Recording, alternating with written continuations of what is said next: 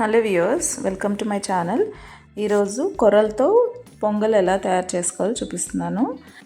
Rice తింటే weight gain అవుతారు, sugar spike అవుతుంది అనుకునే వాళ్ళు ఇలాగా కొర్రలతో చేసుకుంటే చాలా రుచిగా, చాలా హెల్తీగా ఉంటుంది. సో దీనికోసం నేను ఒక హాఫ్ కప్ వరకు పెసరపప్పును అయితే తీసుకుంటున్నాను. కడాయిలో వేసుకుని బాగా దోరగా వేయించుకోవాలి. సో ఇక్కడైతే నేను ఇద్దరికి సరిపోయేంతగా చేస్తున్నాను. సో హాఫ్ కప్ పెసరపప్పు తీసుకుంటే హాఫ్ కప్ కొర్రలు తీసుకోవాలన్నమాట, సేమ్ ఈక్వల్ క్వాంటిటీతో. సో చూసారా, ఇలాగా దోరగా వేయించుకోవాలి. ఇలా వేయించుకున్న తర్వాత పక్కన పెట్టుకోవాలి. హాఫ్ కప్ కొర్రలు తీసుకుంటున్నాను. వేయించిన పెసరపప్పు, కొర్రలు ఈ రెండింటిని బాగా కడిగేసి ఒక హాఫ్ అన్ అవర్ వరకు వాటర్ వేసేసి పక్కన పెట్టుకోవాలి. తర్వాత ఇందులో ఆ వాటర్ని కూడా వంపేసిన తర్వాత 4 కప్పుల వాటర్ అయితే వేసుకుంటున్నాను. సో నేను పెసరపప్పు అండ్ కొర్రలు రెండు కలిపి ఒక కప్ తీసుకున్నాను కాబట్టి దానికి 4 కప్స్ ఆఫ్ వాటర్ వేసుకుంటున్నాను అనమాట. ఇందులో పచ్చిమిర్చి, ఉప్పు, జీలకర్ర వేసుకుంటున్నాను. తర్వాత ఇందులోనే మిరియాలు కూడా వేసుకొని కుక్కర్ మూత పెట్టేసుకోవాలన్నమాట. పెట్టేసుకుని ఇది ఒక 5 విజిల్స్ వచ్చే వరకు మెత్తగా ఉడికించుకోవాలి.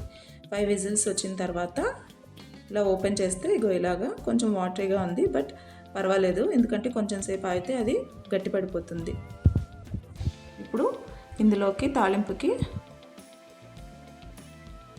జీడిపప్పు, తర్వాత మిరియాల పొడి, ఇది కొంచెము కచ్చాపచ్చగా దంచుకోవాలి, జీలకర్ర, తరిగిన అల్లము, కరివేపాకు కావాలన్నమాట.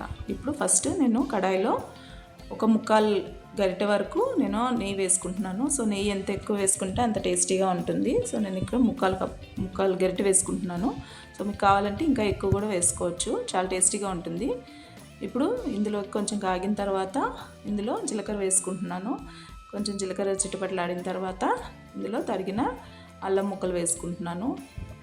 అల్లం ముక్కల్ని కొంచెము సేపు వేయించుకోవాలన్నమాట. ఇలా వేయించుకుంటే అల్లం ముక్కలు నేతిలో వేగడం వల్ల చాలా టేస్టీగా ఉంటుంది.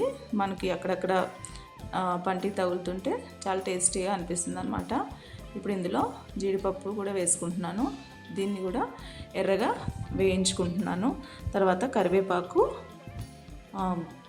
మిరియాల పొడి ఇది కూడా వేసుకొని కొంచెం సేపు అలాగా వేయించుకుంటున్నాను. ఇందులోనే ఇంగు వేసుకుంటున్నాను. ఇంగు వేస్తే చాలా బాగుంటుంది. ఇప్పుడు ఉడకపెట్టుకున్న పెసరపప్పు, కొర్రల మిశ్రమాన్ని వేసేసి ఇలాగా అంతా కలిపెట్టుకోవాలి. సో ఈ తాలింపు అంతా దానికి పట్టే వరకు కలిపెట్టుకోవాలి. సో చూసారా, ఇలాగా దగ్గర పడింది. అంతే అండి, ఇది పొంగల్ అయితే రెడీ అయింది. రైస్తో చేసుకున్న దానికన్నా ఇలాగా కొర్రలతో చేసుకుంటే చాలా టేస్టీగా ఉంటుంది. ఇది మీ పిల్లలకు కూడా అలవాటు చేయండి. రైసే కాకుండా ఇలా చిరుధాన్యాలు కూడా మీ పిల్లలకి అలవాటు చేయండి. ఇది చాలా హెల్తీగా ఉంటుంది. చాలా బాగుంది. మీరు కూడా ఈ మిలెట్స్ పొంగల్ని ఖచ్చితంగా ట్రై చేయండి. ఇది హెల్తీ, మళ్ళీ చాలా మంచిది, చాలా సూపర్గా ఉంది. మీరు కూడా ట్రై చేయండి. Thank you.